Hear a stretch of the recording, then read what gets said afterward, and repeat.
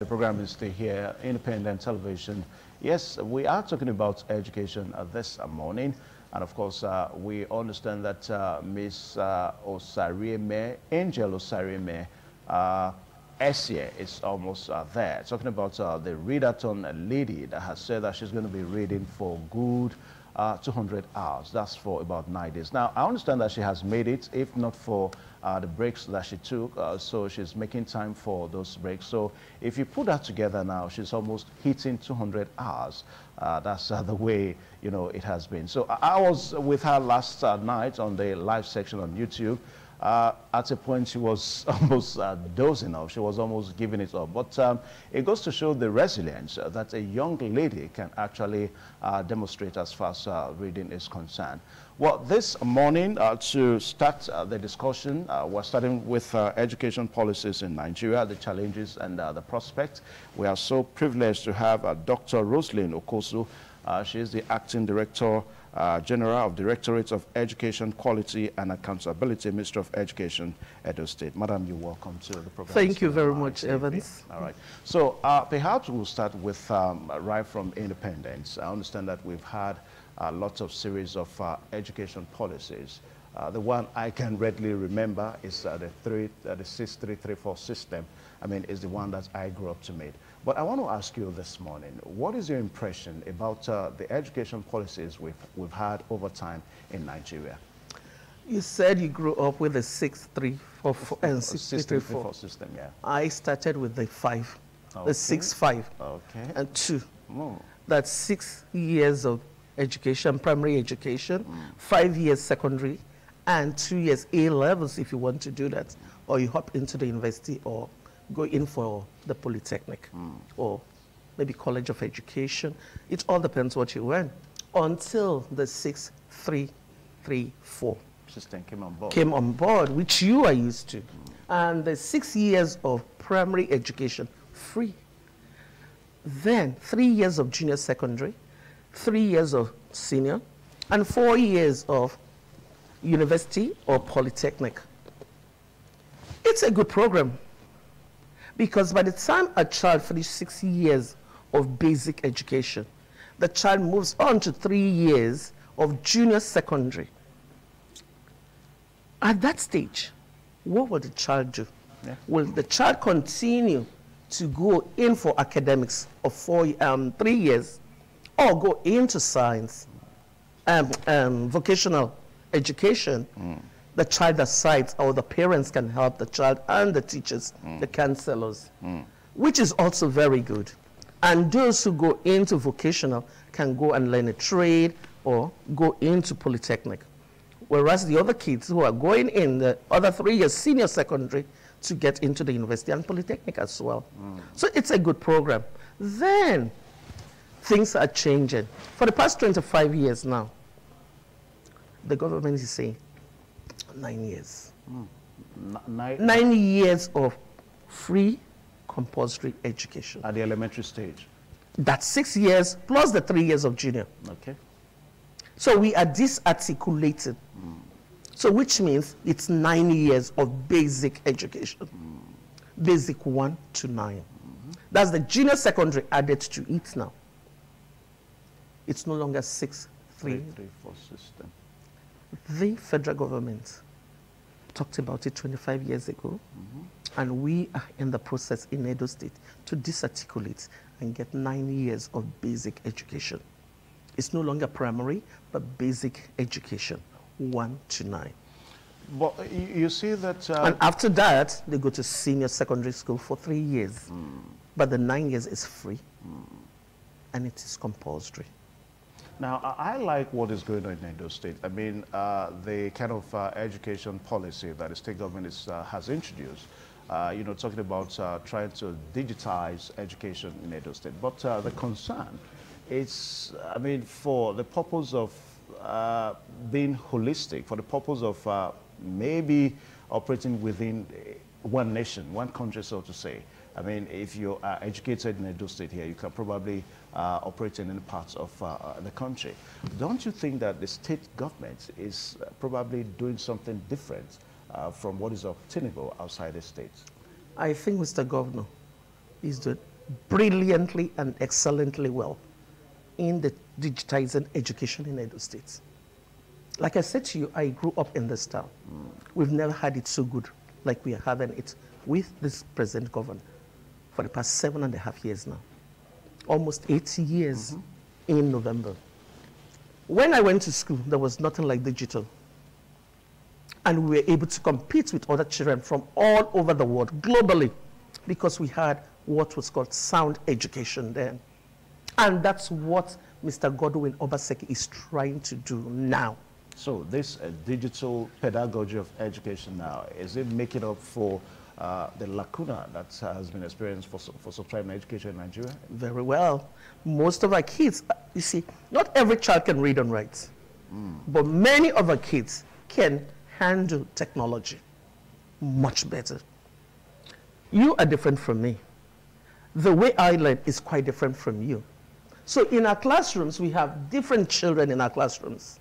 Some are good visually, some are good hands-on, and some are just academically sound. So for every child, we pay attention to that child. And we have scripted lessons for them. Does not mean the teacher has to read everything word from word and carry.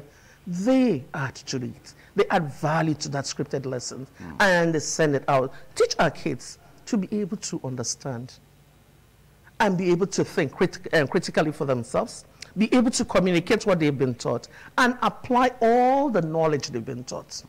So we look at the 4 areas while we are teaching in our various classrooms in Edo State. Okay. All right, so let's take a pause on that. We're going to be coming back to Edo State to actually talk about what is going on in terms of education in the state. Now, just like what we said, that after independence at 1960, now before then, after then, to be precise, sometime around 1977 now, we understand that the first published work on education policy was actually entered into public books that people could read and all that. Now, the 5 policies that we have on education in Nigeria then was a free and democratic society, to have a free and democratic society, and also to have a just and egalitarian society, and also to have a united, strong, and self-reliant nation. A great and dynamic economy was also part of the expectation as far as that policy was concerned. Then last of it all was that a land of bright and full of opportunities for all citizens. But if you look at this national policy on education right from independence now, would you want to say that we've achieved them? Or from your own perspective, what do you think has gone wrong, in this direction? A lot has gone wrong. The government, when I say the government, I'm not talking about my state government. The federal government has not spent enough money on education in order for us to be able to get those policies right and in place. Bits and pieces have been done, but not in depth what it used to obtain. Because in the past, our population was not that high. And that's why you and I were able to go to school, get the best we could get. But now the population has increased. Is the government adding money to boost education? The answer is no. But in Edo State, our governor is putting the money into education. And that's why you're saying our children are doing much, much better. And we are covering all those 5 areas you've mentioned. And that's the 5 pillars of the Edo Best that we have in Edo State now. And that is really making us proud and happy that we are part of it. We are working with Mr. Governor to achieve those policies that were in place. When he said a few years back that he would spend 40 kobo out of 1 naira, I thought that was small. But I'm sure he's even adding more for us to see our children having tablets in class, listening to their teachers, and doing very well. I've never seen our children done very well years past than I'm seeing today. The money that he has put into education now for the past 7 years plus, it's showing what those policies are supposed to be. But if other governments can do same, then we will all be at the same level. I'll tell you this. Children from the states are competing with other kids around the world. I have taught some of them in Canada at the university level. I've taught some of them at the high school level coming in to do their last few years in secondary school. So our students are doing very well with the policies that we have in place, and Mr. Governor is doing a great job. Yeah, but the concern also at times is that, I mean, the purpose of going to school is for the fact that you can give back to your nation. Edo State for about 8 years now, some people say that let us get to see that education in our lives, in the way we live. Let it reflect in the economy of the state. Let it reflect in the workforce, in the states. Let it reflect in the quality of the people that we have in the state. I don't want to say that seems to be an issue. What do you think about that now? Because so that it won't be a situation whereby the governor is doing one thing, and of course another thing is happening. Do you know this? Our governor inherited a huge mess, and he cannot throw them away in 1 year, 2 or 7 years. He's been doing a great job in trying to clean up that mess. Let us be mindful with the word mess. Oh, yeah. No, honestly, yeah. Apart from education, the workforce, the economy, he's diving into all of them. And I can tell you, we have had so many people employed into the civil service. But our young men and boys, and let me say young boys and girls, don't want to be civil servants. They want to get rich quickly, quickly. I went through the Federal Civil Service as soon as I was done with my NYC. So and I grew up. Why is the Edo Best not bridging that gap now? What gap are you talking about? The gap of the syndrome of get rich, the quick get rich. It's syndrome. Part of our pillars. We are talking about molding characters. At the same time, teaching our children how to read and write, to get the best from education and to get the best out of their character. Yeah, what I'm saying is that, are you saying that 7, 8 years is not enough time? I mean, for that bridge to be, for that... Evans, we are talking about a huge mess. When Mr. Governor came into power, you asked our kids, they'll tell you education is scam. We had to teach them, to let them to know that education is not scam. You have to get their senses right, that when you are well educated, you can do anything in the world. He did that. And our kids are beginning to realize that education is no longer scam. And if I mention some names here, who are their role models, you will collapse. But today, they can mention those who are their role models that they want to be like. So it's not easy. Mess of 20-something years, he has done very well. I'll say, I give him a huge pat on his back. For 7.5 years, he's done very, very well. So the results are out.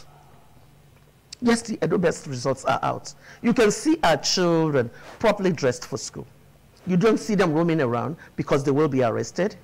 I was outside in Edo Central, Edo North, the first week of resumption, ensuring that our kids are in the classrooms, ensuring that our teachers are doing work the first week of resumption.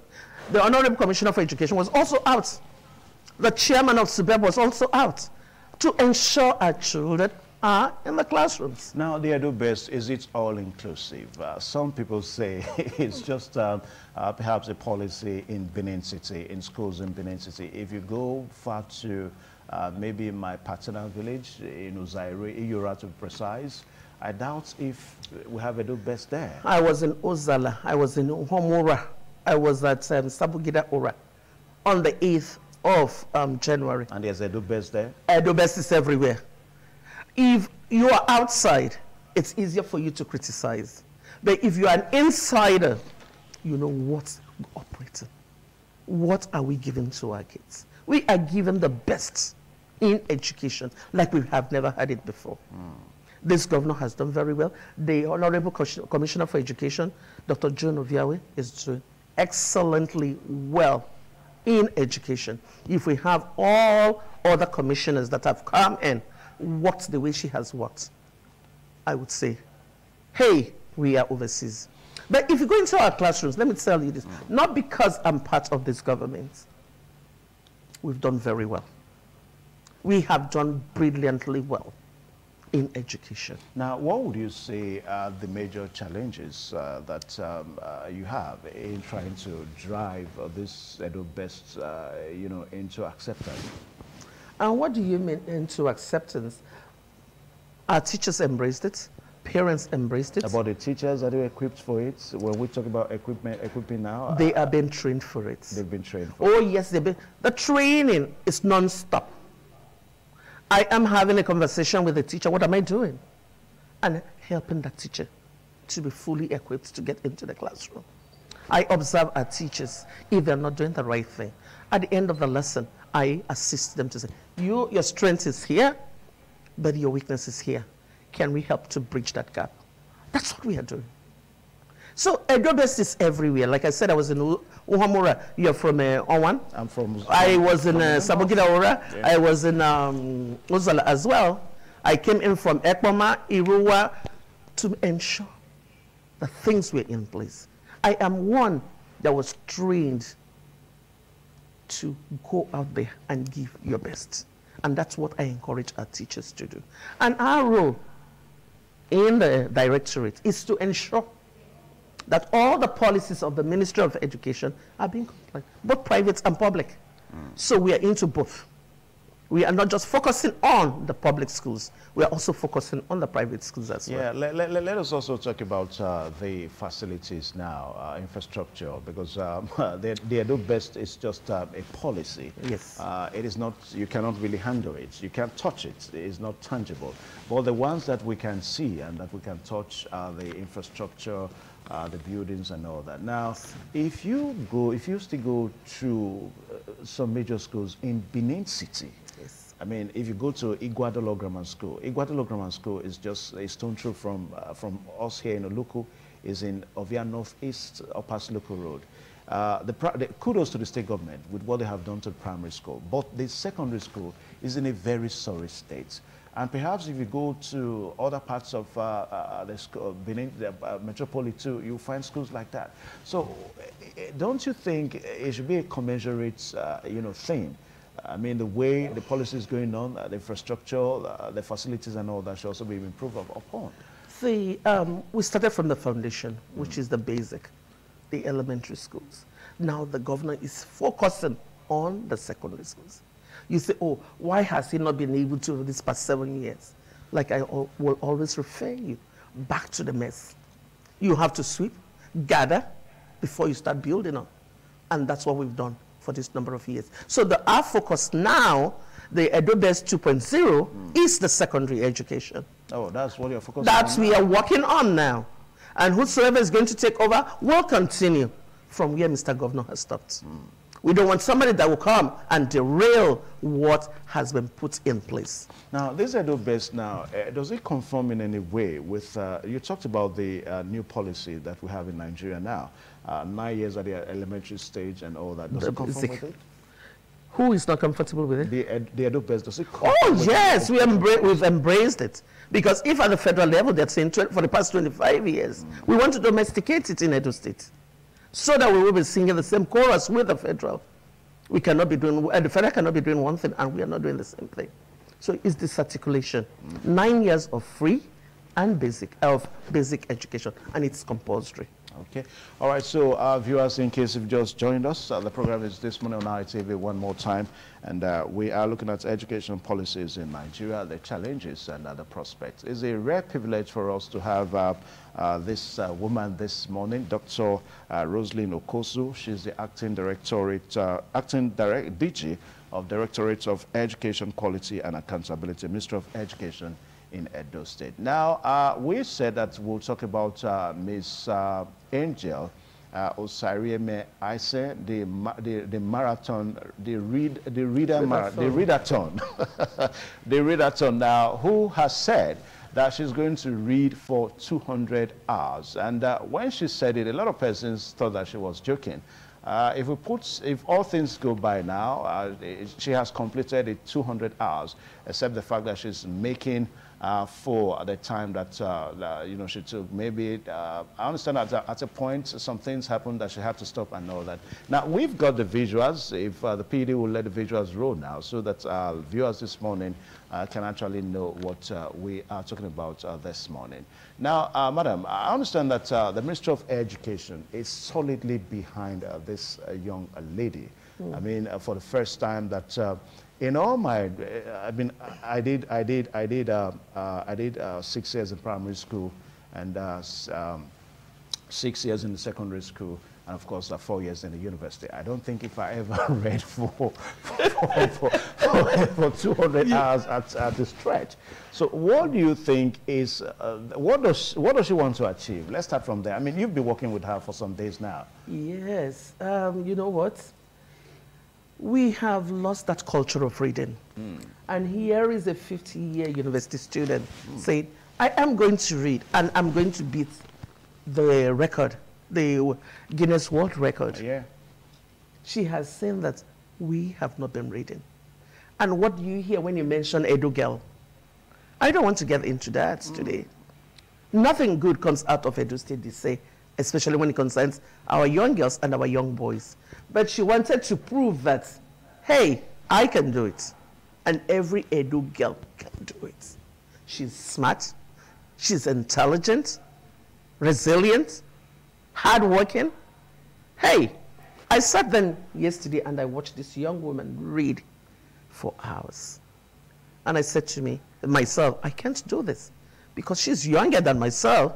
She is sending a message to our younger ones that, yes, you can do it. And especially our young girls. Okay.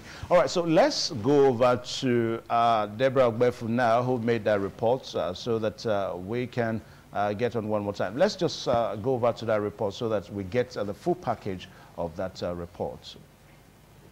Edo-born Osareme Angel Asen, attempting longest marathon reading allowed for the Guinness World Records, has so far reached over 62 hours of her 200 hours attempt and still counting.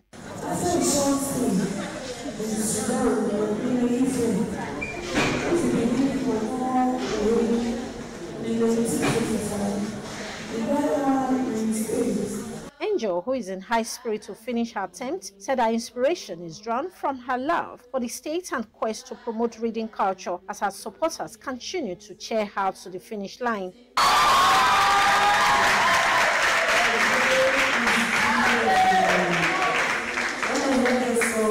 I was reminded why I was doing this. That's why you should have a reason. And as I kept hearing the door, I just had to stand up because I remember that Angel, you are doing this for those things. Her manager, technical team, and coordinator for the Readathon Guinness World Records project said she has performed exceptionally well in both the test run and main attempt. I want to appeal to Edolites to come over to share her hope because she's trying to promote the Edo culture. I will give it to her. She's a strong woman. Even she be alpha female because at a point we were almost thinking that she will soon give up, she will soon give up, she will soon give up, but nobody knows where her strength is coming from. She has shown the resilient spirit of the Beninese. She has shown that the Edo girl can read. Osareme Angel Asen is 26 years old from Owa East Local Government Area, Edo State, and a 500-level student of Fishery and Aquatic Biology, Lagos State University, and is attempting longest marathon reading allowed for the Guinness World Records of 200 hours. Deborah Ogbefu, ITV News. All right, thank you so much. Now, she's from my constituency, from Edo North. So I'm proud to say that that's the story of Miss Osareme Aisen. That report was made about almost about 9 days ago. That was when she started. Now, you can actually see the live session of that now on YouTube, you know, so that you can see. I understand that she's almost there. The last time I checked, she has hit 194 hours. So she has just about 6 more hours to go. And Madam has told us this morning that she has done the 200 hours, but yes, she has to make up. 200. Yeah, she has to make up for the time that the breaks that she took and all that. Now, Madam, as we wrap up, what is your message to Edo people in this direction now? Yeah, one thing I would say is thank you to Mr. Governor and to the Commissioner for Education for setting up the library agency again. The library board is alive in Edo State. And the library has been headed by Mr. Efusa Igareva. Okay. And for this young woman to come and say, I'm going to read for 200 hours. Without stopping? Without stopping. And I would say, well done, Mr. Governor, because resurrecting the library again, and a young girl coming up to say, I want to read for 2 hours. For 200 hours? For 200 hours. She's teaching us to go back to that culture. On Saturdays, when we're on holidays, we go to the library on Forestry Road, where Mrs. Winifred Onyo, Dr. Mrs. Onyo, used to be our librarian for the whole state. We had libraries located all over. We had mobile libraries where we had to return books and borrow books. So we are going back to that culture because we do not know how to read. We know how to read. No, we don't know how to, the younger ones. culture. But she is teaching us back again to get back to our reading culture. So that when you read, you understand, is it mathematics or English or chemistry or biology? We don't have the time because social media has taken away our time. Yeah. And who are those promoting this young women and this young girl? Very few people are promoting her because we do not believe in what she is doing. Okay. All right. So thank you so much, Madam. Because of time, I would have allowed you to let the program go on, but because of time, because we have to be with Abuja now.